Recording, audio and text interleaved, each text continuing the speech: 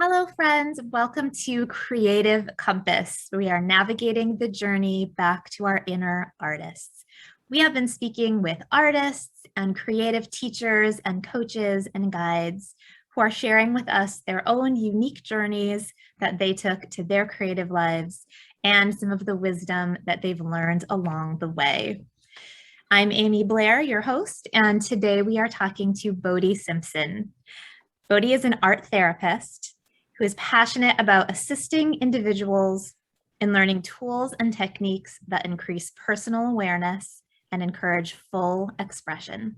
She enjoys supporting individuals in learning about the healing power of their imagination and creative expression.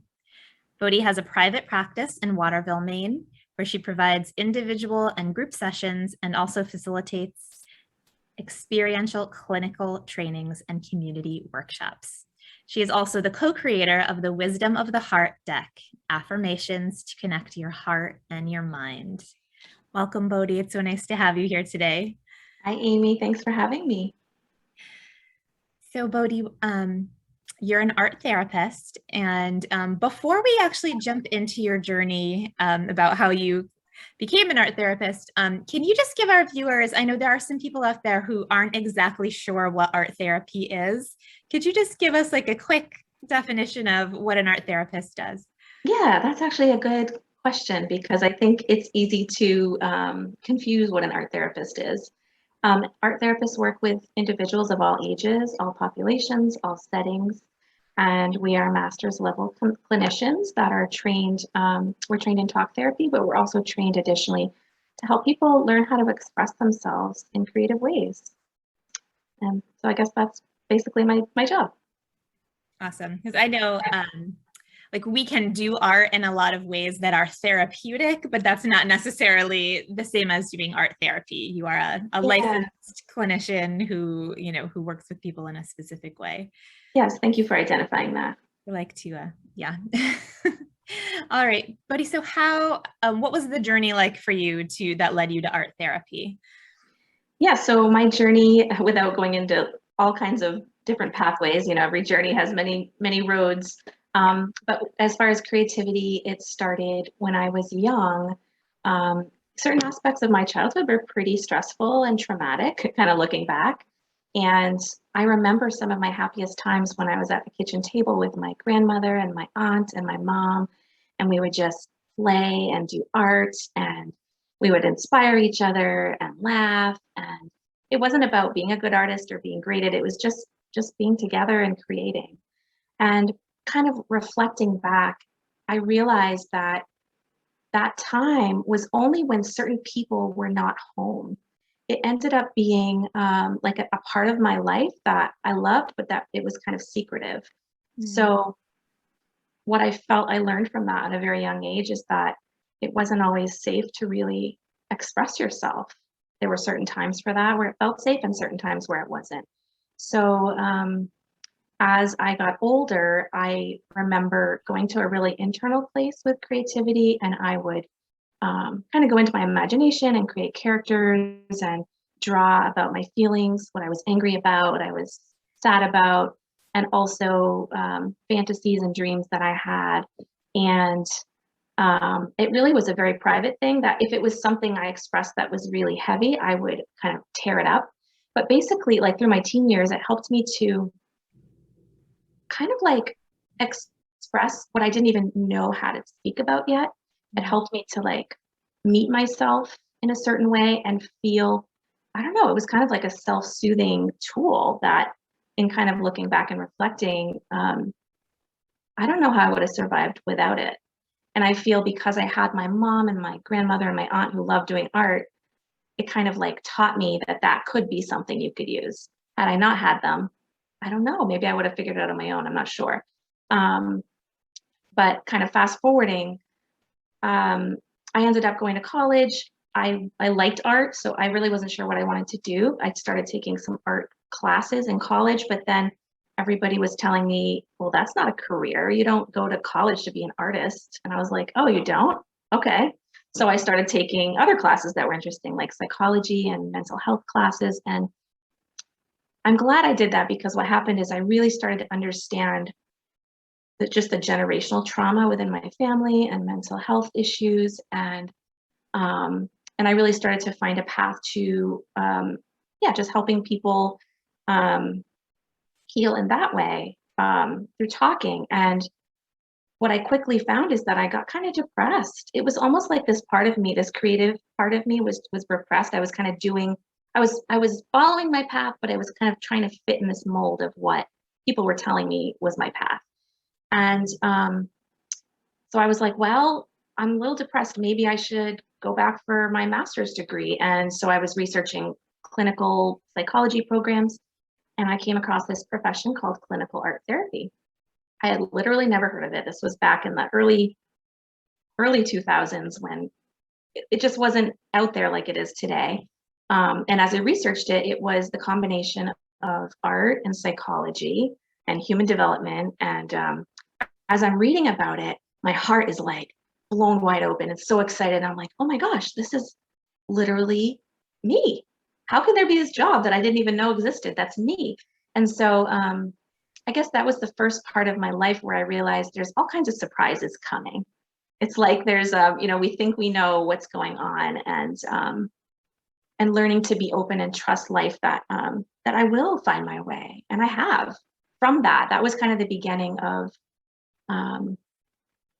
opening to life in a new way. And it felt like it was an accident that I found art therapy, but kind of looking back, I really believe it, all the crumbs kind of led me to this. And so what happened is when I felt like the whole first year of training as an art therapist, I still didn't quite understand what art therapy was. But I feel that was in part because I had so much of my own healing that I had to engage in before I could really learn how to facilitate with other people. So by going through the training to become an art therapist, I really dove right into really understanding how healing creativity is, how it's part of being a human, and it's how we can express ourselves and be seen. And it's just so beautiful and so gentle. And a big piece of this was really learning how to feel safe doing art anywhere, because it felt really vulnerable to allow people to see my art. Because what I felt as a child and what I learned as an art therapist is that anything we express represents something about ourselves. It's an aspect of ourselves that is becoming visible. And there's a vulnerability to it. And it was just exactly what I needed. So I felt like I was able along my path to become what I needed all along. And now it's my work in the world. So that's basically kind of where I'm at now. Now I enjoy just helping people learn how to feel safe expressing themselves and not getting stuck in judgment and the voices and the beliefs, and helping people kind of be able to see the energy creating their lives, their thoughts, their feelings, and then be able to consciously choose, what would they like to be living? What dream would they like to create? Thank you. That's a beautiful story. And I know that our viewers are going to relate to so many parts of it. I loved how you described the moment when you learned about art therapy and how your body, like how you felt in your body, like that was your thing that you knew right away. Yeah, it's funny how life does that. It's like you can feel damaged and broken and not special, and then all of a sudden it's like you feel recognized by yourself, Right. Like, oh my gosh, wait, this is my truth versus what everybody else wants for you. Mm-hmm. For sure. So Bodhi, in your bio, you talked about working with people with the healing power of imagination. I was wondering if you could talk to us a little bit about that. Why is our imagination a tool for healing?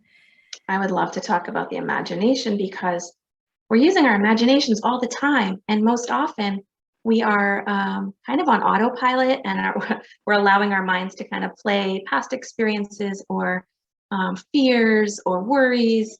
And our body responds to what we're thinking about, to what we're visioning. And so a lot of the work with art therapy is really, once we can kind of help people to become aware of what their perception is based on what they've been through, then we can say, okay, now what I'd like you to do is imagine what that would be like if you were feeling how you would like to be feeling. Because usually what people will tell me is, well, I'm just not feeling happy. And so I feel bad about that. And so I can't possibly create, we can't really create what we're not feeling. It's hard to do. There's a block.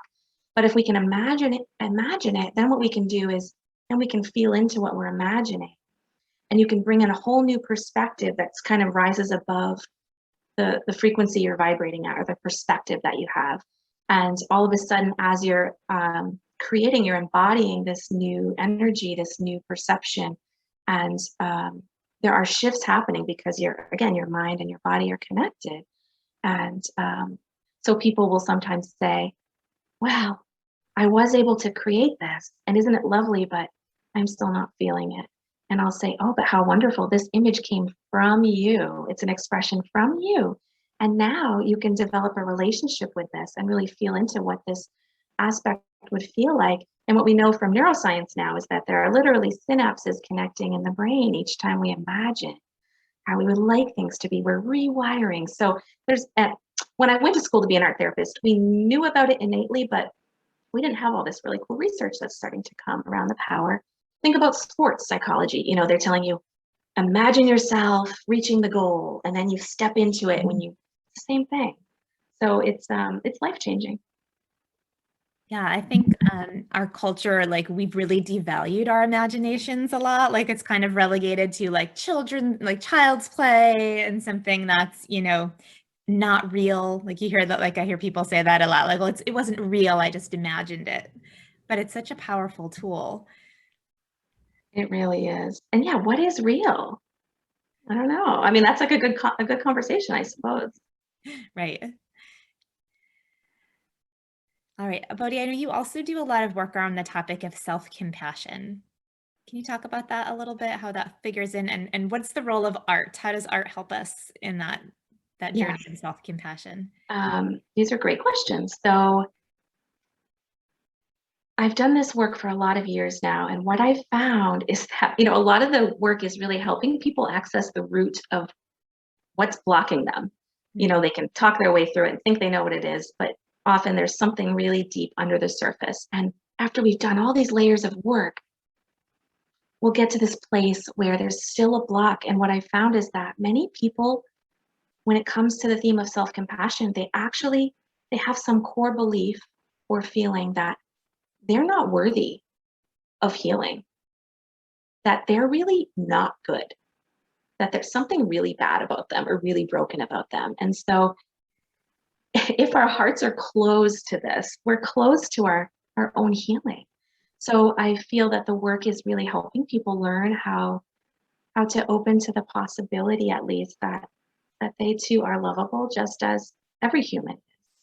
And art really can help kind of we get so fixed in our patterns that it can be hard to even know how to relax sometimes. So I feel art is a nice active meditation that can allow you to stay in the present moment, not get caught up in the fear or in the freeze response in your body, and allow that flow state. And then I like to use different symbols that come through for you, or colors, just to help you really find that feeling for yourself. And it's different for everybody. So for anybody watching this, just have awareness, as we're going to do a little practice today before we end, and just have awareness if you're feeling blocked at all, because it doesn't mean you're broken because you're feeling blocked. It just means that's where we want to bring more attention. That's where we want to open. Yeah, I feel like so many of us, we just are so ingrained in our ways of being because that's what was modeled for us, or that's how things are happening in society. And we just need a little bit of a structure. So I will offer you guys a little structure, but I would also recommend, as it feels right, feel free to break the structure. Find what speaks to you. Oh, that sounds like a great place to transition into the practice you're going to teach us today. Yes. So Aimee, do you have any art materials with you? I do. I have a sketchbook and I have some colored pencils. Perfect. And for today, I have just regular printer size paper, and I have some chalk pastels. I often use chalk or oil pastels with my clients because they are they're very flowing and of induce that flow state. We can't do too many details, which I feel many of us, we have some fears around, even though we know we're not going to be judged or graded on this, many of us, we have some fears around, even though we know we're not going to be judged or graded on this. Oh, I think I froze again. Oh, there I am, I froze again. Even though we know we're not going to be judged or graded on this, we can have a tendency to want to do a lot of details. So really the practice today is about, again, first off, make sure that you are in a safe place. Make sure that close the door, put on some light music, light a candle, whatever you need to do to feel safe and supported in your space. And then just gather whatever material speaks to you. If you have pastels, you can try it, but if you have something else that you want to try, or even a pencil and notebook paper, that's fine. Sometimes when doing these practices, people enjoy tracing a circle on the paper, or for today's practice, you might choose to draw a heart shape on the paper.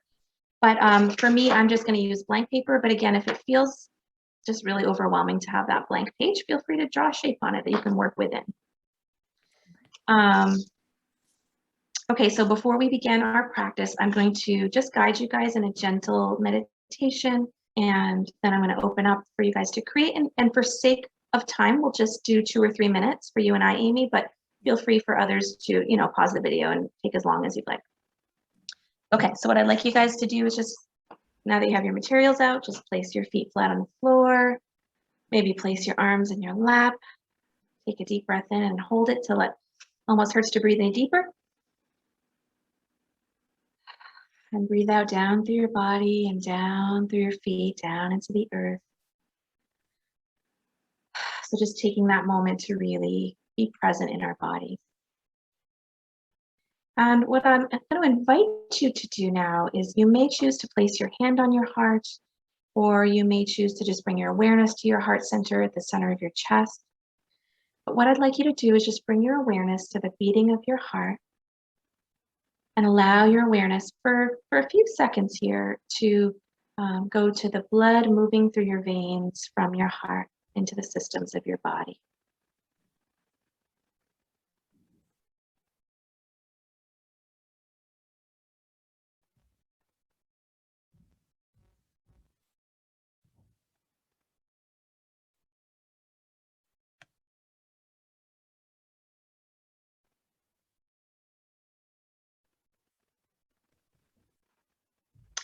And the heart is the center of our energetic system.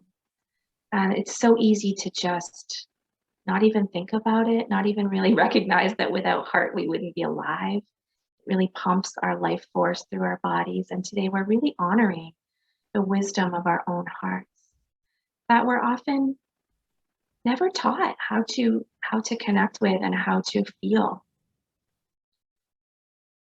What I'd like you to do is for this moment, I'd like you to connect to the feeling of love. So you might think about somebody you love deeply or a pet, and allow yourself to feel that feeling of love.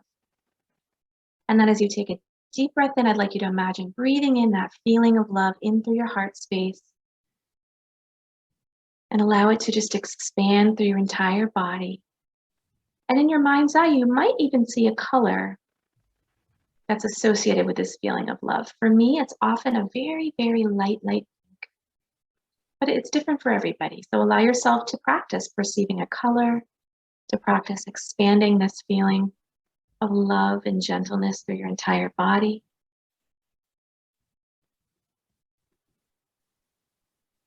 And you could even imagine that your heart is a beautiful lotus flower. And imagine as you breathe in and as you breathe out through your heart space, you can imagine this flower opening up wide. So we're using our imaginations to allow our heart space to open to this moment.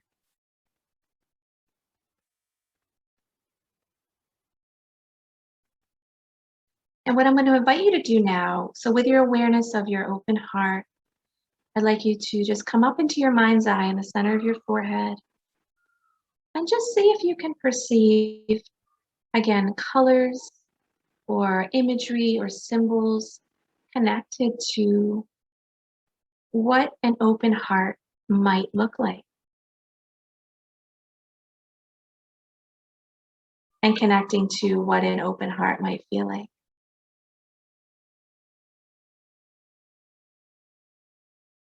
And again, you have your hand on your heart, which is providing you some support and just gentleness. If you're panicking right now because you can't think or feel anything, that's okay.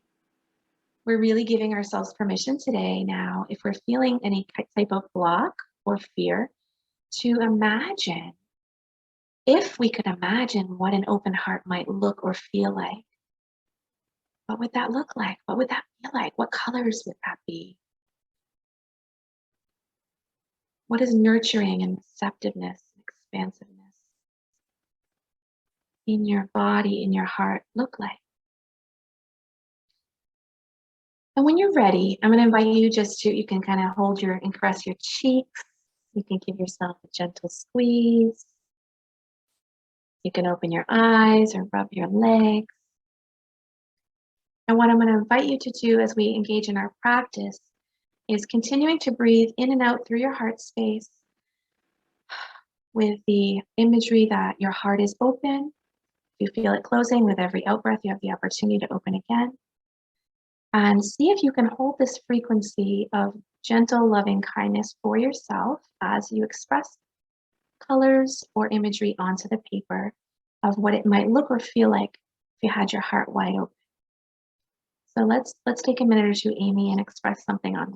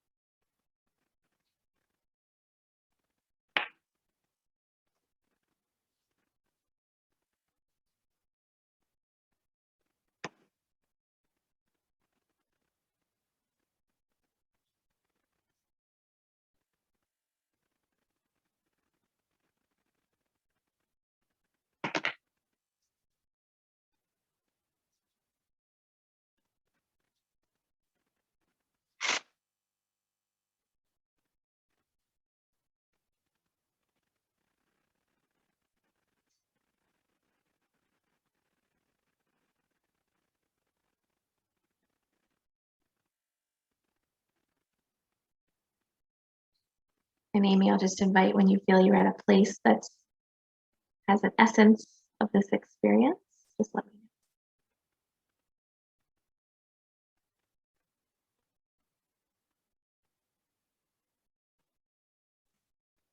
know. Okay. Okay, so we did this very quickly. And honestly, sometimes I prefer to do it quickly because I feel like then I'm not overthinking and I'm just getting it out. And I mentioned the word essence. We're really looking to capture the essence. This is for you, we're not necessarily going to frame this and hang it on the mantle, but you're capturing the energy that you can continue to work with. So Aimee, I know we did this quickly, but actually, before we talk about it, maybe you could just take a moment and see if there is any title or phrase that comes as you look at your image, and if so, write it on the page. Okay.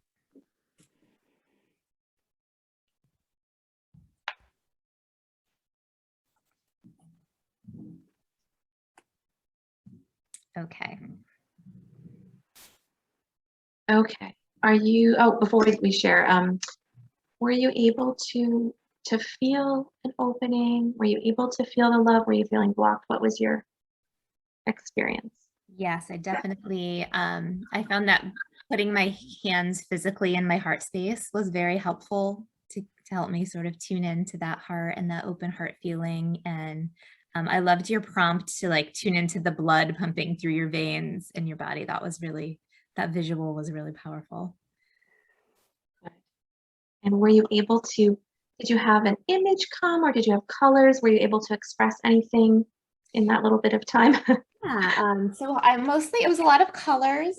I'll hold it up if that's okay, if you can see it. It's sort of like a heart in the center, and then there's some like light blue and light purple flowing lines that were flowing out of the heart center. And then on the sides, there was like a warm, glowing kind of color with like yellows and oranges, and they're sort of like little spheres. Mm, And the title I put on it was Flowing Love. ooh, flowing love. Does this feel like an image that feels finished as it is, or does it feel like you'll continue to work with that? I could definitely continue working with it for sure. I'll share with you mine just to give another sample. So I used pastels, and I use pastels all the time, so I'm pretty used to using them in about 2 minutes. The image I got was this like me holding me, holding me, holding me. It was even seeing it kind of reminds me of an infinity symbol. It was like infinite aspects of myself holding myself, and then it was like this kind of felt like peacefulness and just I don't know, I guess grounded love. My title was Gentle Support. Um, and I feel through my story, I kind of shared with you, I guess part of my journey was also learning how to support myself, not needing that external validation, but learning how to give myself what I needed. And so the way I work with these images is I do leave them out in my meditation space or my safe space where I create, and then I practice looking at them and I practice feeling. I might tune into a color, I might feel what the feeling of the symbol feels like for me. But I really practice for self-compassion, it's really an experience that's deeper than words. So I really practice just feeling it, allowing myself to feel love for myself. And when I get caught in my brain with my judgments, like we all do, happens all the time. It's a continual practice for a lifetime. I practice, I'm aware that this is going on, and I'll put my hand on my heart and I'll practice feeling this. So a way you could work with these from today is you could literally find a safe space where you're going to be doing your creating, getting started with creating, and you could put this there. Or you might, for those of you that maybe got something that was like, ooh, I kind of like where this is going, create.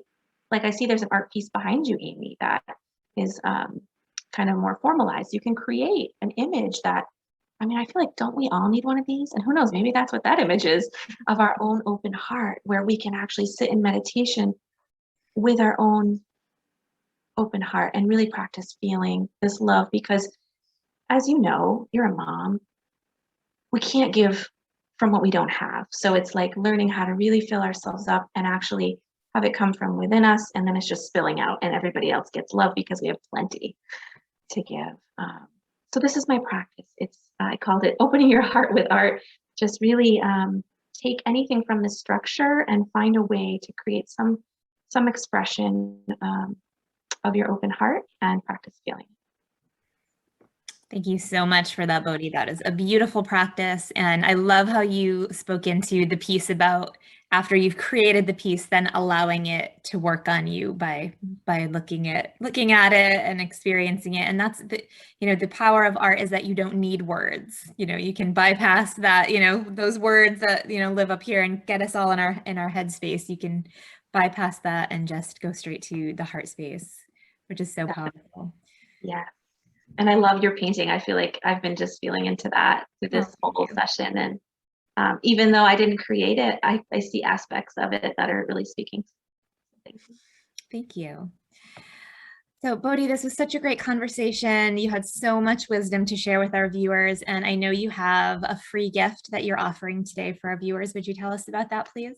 Yes, when you go on my website and you have to enter your little email to sign up for my blog, and then right to your email will come some different practices to continue growing this experience of self-compassion. So it is some written practices that you can use. So now you have the creative practice, and I'll share with you written, and you might choose to print them, put them in your journal, put them up in your space. These are all anchors that will just help you remember. Awesome. And we'll have the link to that for our viewers to click on so they can get all those amazing free gifts. Bodhi, thank you so much for being with us here today, for sharing your journey, for sharing your wisdom, for sharing that beautiful practice with us. It was so great to have you. Thank you so much, Aimee. I'm so happy to be here. Awesome. And to our viewers, thank you for being here, and be sure to check your inbox tomorrow for another great interview, and we will see you then. Bye for now.